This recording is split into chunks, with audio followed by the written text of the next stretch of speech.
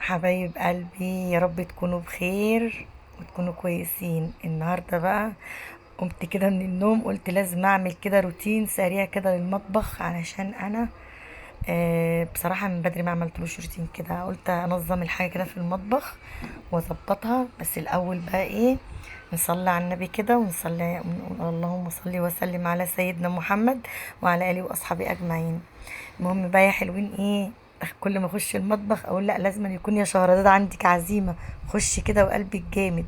خشيت كده وقلت يا رب معايا وعيني. المهم ايه، مسكت المطبخ بقى هتك هتك كده، مسحت كل المطبخ والرخام. وطبعا غسلت المطبخ بس ما جبتوش في التصوير لاني ما عرفتش بصراحه. جبته كله من فوق لتحت كده غسيله وكله والرخامه وكله. المهم بقى ايه، حبايب قلبي، ربنا ينجح الثانوية العامة يا رب. الطلبات الثانوية العامة ربنا ينجحهم يا رب، ويديهم ويرضيهم ويجعل تعبهم بفايدة يا رب. قولوا امين وادعوا في الكومنتات لطلبية الثانوية العامة يا جماعة، لان بجد بجد هم كلهم دلوقتي على اعصابهم، بالذات سنة تالتة.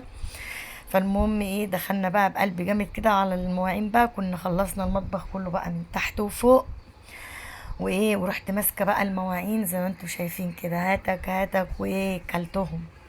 كلتهم يا شهرزاد مالك كده. المهم انا النهارده بقى يا جماعه، بصوا انا اصلا مقريفه، فانا قمت اطلع غيظي في المطبخ. طلع غيظك ازاي يا شهرزاد في المطبخ؟ ما انا لما بكون زعلانه انتوا ما تعرفوش، انا لما بكون زعلانه لو قعدت بدل افكر بدل ايه، اكل في نفسي يعني ايه، يعني ايه بغيظ في نفسي كده. فانا بقول ايه، لما اقوم اطلع الطاقه اللي عندي دي، اللي هو الطاقه اللي مضايقاني في قلب الشغل، اللي هو ايه بقى، ممكن اروق المطبخ، اروق الشقه، يعني ترويق بقى عميق. انتوا فاهمين؟ اقلب الدنيا بقى واطلع غيظي كله في قلب الشقه. المهم ايه، خلصت المواعين زي ما انتم شايفين كده بقى ايه. بس طبعا انا مسرعه لكم الفيديو ده، انا قعدت شويه حلوين اغسل فيهم. المهم يا حلوين، اوعوا تنسوني بقى باللايك والسبسكرايب وتفعلوا لي زر الجرس، بالله عليكم يا احلى اخوات في الدنيا. والله والله انتوا وحشيني كتير كتير بصراحه. الجو حر والواحد بيجي يقف في المطبخ بيحس ان ايه، عايز يطلع بره جري من كميه السخونيه اللي في المطبخ. المهم ايه، خلصنا بقى يا حلوين. الطاسه دي كنت انا عامله فيها كبد وقوانص، وكانت ايه يعني، حاطه فيها ميه مبوشها من بالليل. المهم ايه، حصل معايا موقف امبارح بقى كنت عايزه احكي لكم عليه، ضايقني قوي قوي. في اللايف في واحده اسمها مناصر كده دخلت ضايقتني يا جماعه، والله العظيم بجد انا متضايقه متضايقه. كل شويه تخش اللايف عندي اللي هو بتاع اليوتيوب، وتقول لي عايزاكي تشتمي مش عارفه مين وتغلطي في مين. فانا قلت لها يا ستي انا ما بغلطش في حد ولا بشتم حد، انا اللي بيغلط فيا ممكن يعني اقدر ارد عليه وبهدله، لكن ما ينفعش ان انا حد ما اعرفوش اشتمه ولا اغلط فيه ولا اوجه له اي اساءه. يعني انتوا فاهمين؟ طالما منها انا ما اعرفش الشخص ده وما غلطش فيا، وحتى لو اعرفه وما غلطش فيا انا ماليش الحق ان انا اغلط فيه. انتوا فاهمين؟ طبعا بقى يا حلوين، طبعا انا كان ردي عليها كده، هي الرد بتاعي ما عجبهاش، اللي هو يعني ايه، بصي لمصلحتك وبصي مش عارفه ايه، ده انا هدعمك، ده انا هديكي، ده انا هعملك. قلت لها انا مش عايزه دعم منك، انا مش محتاجه دعم، انا فاهمين كده يعني.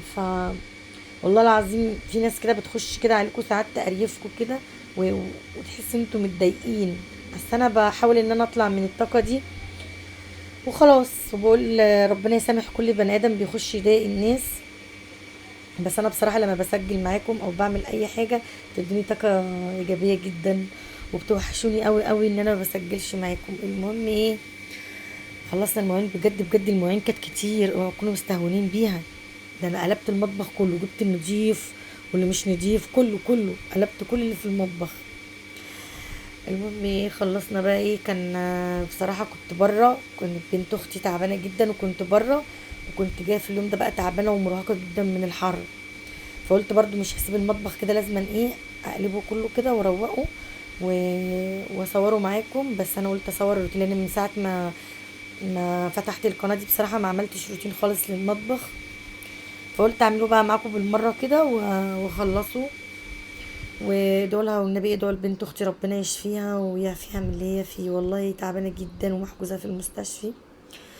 بدعوا لها ربنا يشفيها، والدعوه بالمثل يا حبايب قلبي. بقول لكم حطوا لي اللايك، اوعوا تنسوني باللايك. طبعا بقى دخلت على البوتاجاز، كنت حاطه عليه ميه عشان ابوشه، بس بوريكم العيون عامله ازاي وهتشوفوها دلوقتي. هخليها قشطه قشطه كده، شمعه منوره.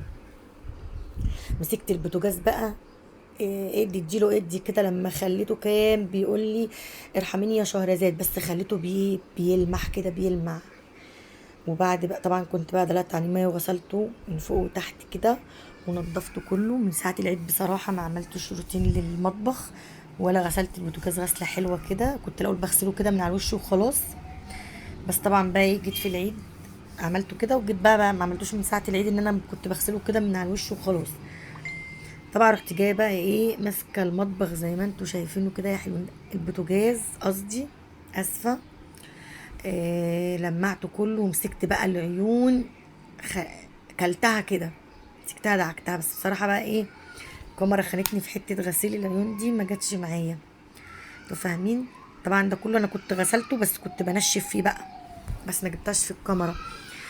كده انا خلصت وركبت العيون. بصوا العيون بتلمع قدامكم ازاي. مسكتها بالسلكه والملح الليمون، حطيت عليها ملح ليمون وسلك وخل، ودعكتها بقى بعد كده بالسلك. وبعدين رجعت دعكتها تاني بالبريل، ومسكتها بقى. بولع بقى العيون دلوقتي عشان انشف العيون.